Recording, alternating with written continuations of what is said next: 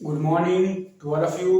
आज हम लोग BRFW बिजनेस रेगुलेटरी फ्रेमवर्क में एजेंसी से संबंधित जो प्रश्न आते हैं, एजेंसी क्या होता है, इसमें एजेंट का क्या कार्य है, एजेंट का क्या अधिकार है, एजेंट का क्या रिस्पॉन्सिबिलिटी है, इसके बारे में हम आज जानेंगे। सबसे पहले शुरुआत करते हैं कि एजेंसी होता क्या है। तो आजकल जो हमारा व्यवसाय है ना, वो तीव्र गति से आगे बढ़ रहा है। तीव्र गति से आगे बढ़ने के मतलब है कि कोई अकेला व्यवसायी अपना व्यवसाय को बहुत दूर दूर तक नहीं फैला सकता, तो इसके लिए किसी एजेंट का मदद लिया जाता है और एजेंट को एक एजेंसी मान लिया जाता है कि वह काम करेगा। ठीक, तो एजेंट के माध्यम से किसी भी काम को कराने के जो तरीके होते हैं वो एजेंसी के अंतर्गत आते हैं। तो चलिए जानते हैं एजेंसी की स्थापना कैसे होता है, कैसे एजेंसी बनता है। तो स्पष्ट अधिकार द्वारा हम उसको क्लियर कट अथॉरिटी दे देंगे कि भाई आप ये काम करने का अधिकारी हो, यानी ये आप हमारा एजेंसी का काम कर रहे हो। दूसरा, गर्भित अधिकार द्वारा इंप्लॉयड अथॉरिटी। कुछ ऐसे रहते हैं जो गर्भित रहता है, छुपा हुआ रहता है, लेकिन वो काम तो एजेंसी के माध्यम से ही एजेंसी की तरह ही क्या करता है, करता है। इसके बाद प्रदर्शन द्वारा, बाय होल्डिंग आउट। प्रदर्शन क्या है, कई ऐसे काम होते हैं जैसे प्रदर्शन करेगा कि मैं फलाने कंपनी का रिप्रेजेंटेटिव हूं, ऐसा करके अगर वो काम कर रहा है तो उसको बोलते हैं प्रदर्शन द्वारा, बाय होल्डिंग आउट एजेंसी। इसमें अगर झूठ बोल करके कोई कार्य किया गया है तो इसके लिए वह व्यक्ति उत्तरदायित्व होगा, वह व्यक्ति रिस्पॉन्सिबल होगा जो ऐसा झूठा काम किया है। और एक होता है आवश्यकता द्वारा। आवश्यकता द्वारा यानी जब हमको आवश्यकता होता है, नीड रहता है, उसके लिए हम क्या करते हैं, एजेंसी का निर्माण करते हैं। ठीक, तो वो क्या कहलाएगा, आवश्यकता द्वारा। तो इस चार तरह से इसका क्या होता है, फाउंडेशन होता है, स्थापना होता है। दूसरा, एजेंसी की समाप्ति। कभी कभी एजेंसी रहने के बाद एक समय बाद हमको एजेंसी को समाप्त करना पड़ता है। तो एजेंसी की समाप्ति यानी ब्रीच ऑफ एजेंसी की बात करते हैं, है ना, एंड ऑफ एजेंसी की बात करते हैं। तो पहला, अनुबंध के निष्पादन द्वारा, बाय परफॉर्मेंस। हमने जो एग्रीमेंट किया है, अनुबंध किया है, वह पूरा हो गया। तो जब एग्रीमेंट पूरा हो गया तो एजेंसी रहने का क्या मतलब, तो वहीं पे एजेंसी क्या हो जाता है, समाप्त हो जाता है। दूसरा, पक्षकारों के ठहराव द्वारा, म्यूचुअल एग्रीमेंट। अगर पार्टी है वो आपसी सहमति द्वारा यह घोषणा करता है कि अब हमारा जो एजेंसी का वर्क है उसको अब समाप्त किया जाए, इंड किया जाए, तो एग्रीमेंट के द्वारा भी क्या होता है, खत्म होता है। तो इसको बोलते पक्षकार के ठहराव द्वारा। एजेंसी की अवधि समाप्त हो जाने पर, expiry of term of agency. मान लो किसी को हमने 5 साल का एजेंसी का टाइम दिया था या 3 साल के लिए दिया था, वह 3 साल पूरा होने पे एजेंसी अपने आप क्या हो जाएगा, समाप्त हो जाएगा, इंड हो जाएगा, ब्रीच हो जाएगा। विषय वस्तु का नष्ट हो जाने पर, डिस्ट्रिक्शन ऑफ एजेंसी सब मैटर। जो एजेंसी की जो मैटर्स थे, एजेंसी का जो उद्देश्य था, एजेंडा था, वह समाप्त हो गया। तो ऐसी कंडीशन में हमारा एजेंसी को हटाना पड़ेगा। विषय वस्तु को नष्ट हो जाना का कहने का मतलब क्या, हमने किसी काम करने के लिए, वैधानिक काम करने के लिए उसको दिया था, लेकिन वो इलीगल काम करना चालू कर दिया या लोगों को ठगने का काम करना चालू कर दिया, तो ऐसी स्थिति में वो जो है एजेंसी क्या हो जाएगा, समाप्त हो जाएगा। तो इसको बोलते हैं विषय वस्तु के नष्ट हो जाने पर। प्रधान के दिवालिया होने पर, इंस्टॉलमेंट ऑफ प्रिंसिपल। मालिक दिवालिया हो गया, तो दिवालिया हो गया तो इसकी लायबिलिटी ज्यादा हो गया, एसेट्स कम हो गए, तो ऐसी स्थिति में हमारा जो एजेंसी है वो भी क्या हो जाएगा, वहीं पे समाप्त हो जाएगा। इसके बाद प्रधान या एजेंट की मृत्यु द्वारा, बाय डेथ ऑफ एजेंट और प्रिंसिपल। या तो मालिक का डेथ हो गया या तो जो है एजेंट का डेथ हो गया, वहीं पे हमारा एजेंसी क्या हो जाएगा, खत्म हो जाएगा, बंद हो जाएगा। किसी पक्षकार के पागल हो जाने पर, by unsound mind of party. किसी एक पार्टी जो पागल हो गया, उसका दिमाग काम करना बंद कर दिया या उल्टा पुल्टा काम कर रहा है, तो ऐसी स्थिति में एजेंसी की क्या होता है, समाप्ति हो जाता है। एजेंसी क्या हो जाता है, खत्म हो जाता है, बंद हो जाता है वहीं पे। एजेंसी का अनुबंध का निष्पादन असंभव हो जाने पे, by impossibility of agency performance. किसी एजेंसी का परफॉर्म करना अब पॉसिबल नहीं है, संभव नहीं है, तो उस जगह पे वही एजेंसी क्या हो जाता है, समाप्त हो जाता है। इसके बाद एजेंसी त्यागने पर, हमारा मन कर रहा है कि अब हम एजेंसी का काम नहीं करना चाहते, हमने उसको लेटर लिख दिया, रिजाइन लेटर, तो ऐसी स्थिति में एजेंसी क्या होगा, वहीं पे समाप्त हो जाएगा। तो वही का एजेंसी त्यागने, बाय रिनोइंसिंग एजेंसी बिजनेस। प्रधान द्वारा प्रतिसंहार करने पर, जो मालिक है वो हमारा अथॉरिटी छीन लिया, कि अब हम आपसे काम नहीं कराएंगे। तो ऐसी स्थिति में एजेंसी क्या हो जाता है, समाप्त हो जाता है। कंपनी के समापन पर अगर कंपनी समाप्त हो जाएगा तो हमारा एजेंसी अपने आप क्या हो जाएगा, समाप्त हो जाएगा। तो ये एजेंसी की समाप्ति इतने टाइप के होते हैं।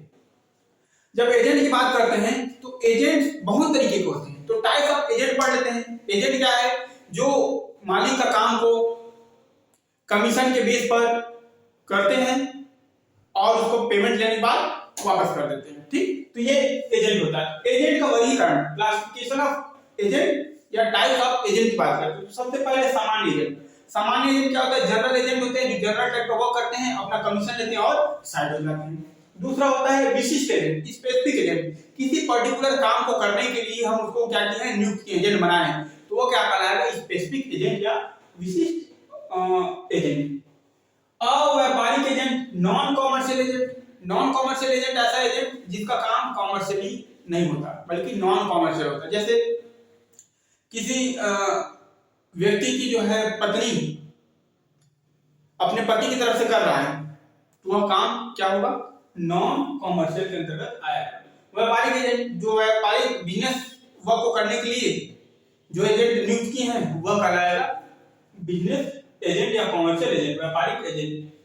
दलाल, ब्रोकर। ब्रोकर क्या होता है, ब्रोकर का अर्थ होता है कि शेयर मार्केट में अंशों को, ऋण पत्रों को खरीदने और भिजवाने का जो काम करता है वो ब्रोकर होता है। दूसरा आपका इसमें जमीन वाला जो काम होता है, ठीक है, लैंड का बिजनेस जो होता है, प्रॉपर्टी का जो बिजनेस होता है, वहां पे सौदा करवाने वाले मालिक और क्रेता और विक्रेता दोनों के बीच सौदा करवाना, ट्रांजेक्शन करवाने के लिए जो लोग नियुक्त होते हैं उसको बोलते हैं ब्रोकर। वो अपना कमीशन जो लेते हैं उसको ब्रोकरेज बोलते हैं और वो लीगल क्लियर हो जाता है। बीमा एजेंट, इंश्योरेंस वाले जो आते हैं, इंश्योरेंस एजेंट, मान लीजिए एलआईसी का है तो एलआईसी का एजेंट आएगा, वो एलआईसी का काम करेगा, उसके बदले वो क्या करेगा, उससे उसको कमीशन मिलेगा, ठीक है। इसके बाद है आढ़तिया। आढ़तिया मतलब फैक्टर्स। ये क्या करता है, जैसे हमारे पास हम अपना बिजनेस को बढ़ाना चाहते हैं तो हम उस काम को कंसाइनर और कंसाइनी के नाम से तो जानते हैं कि हम सामने वाले पार्टी को अपने रिस्क पे सामान भेजेंगे और वो हमारे रिस्क पे काम करेगा और अपना कमीशन काटेगा और पैसा हमको रिटर्न भेज देगा। तो ये होता है फैक्टर्स। इसके बाद होता है नीलामकर्ता, ऑक्शनियर। कहीं कहीं सरकारी चीजों को नीलाम करना है या प्राइवेट चीजों को नीलाम करना है तो उसके लिए नीलामकर्ता रहते हैं। वह नीलामी करवाता है, उससे पैसा वसूल करता है, वसूल करने के बाद अपना कमीशन काटता है और बाकी पैसा मालिक को दे देता है। इसके बाद है आपका कमीशन एजेंट। ऐसा एजेंट जो कमीशन बेस पे काम करता है और कमीशन लेता है और साइड हो जाता है। एक होता है परिशोधी एजेंट। आज के समय में अगर हम उधार सामान ना बेचें तो हमारा जो सेल है वो बढ़ नहीं सकता। तो सेल को बढ़ाने के लिए उधार सामान बेचना जरूरी है। किसी एजेंट को बोले भाई हमारा सामान बेचवा दो, हम आप इतना % कमीशन देंगे, उसने क्या किया, सामान बेच दिया। उसने नहीं बताया कि उधारी बेचना कि नकद बेचना, उसने उधार बांट दिया। अब उसके बाद मालिक को फोन करके बोलता है कि भाई इतने रुपए का मैंने सामान बेच दिया, ये मेरा कमीशन था, कैश हुआ तो उसमें से काट लिया, बाकी पैसे को भेज दिया, बोला कि इतना ये यहाँ पे बकाया है, उसे आप वसूल कर सकते। तो क्या मालिक मान लो कहीं दूर बैठा है तो आएगा गांव में, भैया फलाने का इतना ठिकाने का इतना बकाया है, वसूल नहीं कर सकता। तो क्या करता है, उसी एजेंट को बोलता है कि भाई ठीक है आप सामान बेच रहे हो लेकिन अगर उधारी बेच रहे हो तो उसको वसूल करने का भी आपको क्या है, हम जिम्मेदारी देते हैं। उसके बदले हम अतिरिक्त आपको पैसा देते हैं, उसको हम बोलते हैं परिशोधी एजेंट, ट्रेडर एजेंट की बात करते हैं। इसके बाद बात करते हैं मालिक के प्रति एजेंट का कर्तव्य। हमारा जो मालिक है उस मालिक के प्रति एजेंट का क्या कर्तव्य है, क्या रिस्पॉन्सिबिलिटी है, क्या लायबिलिटी है।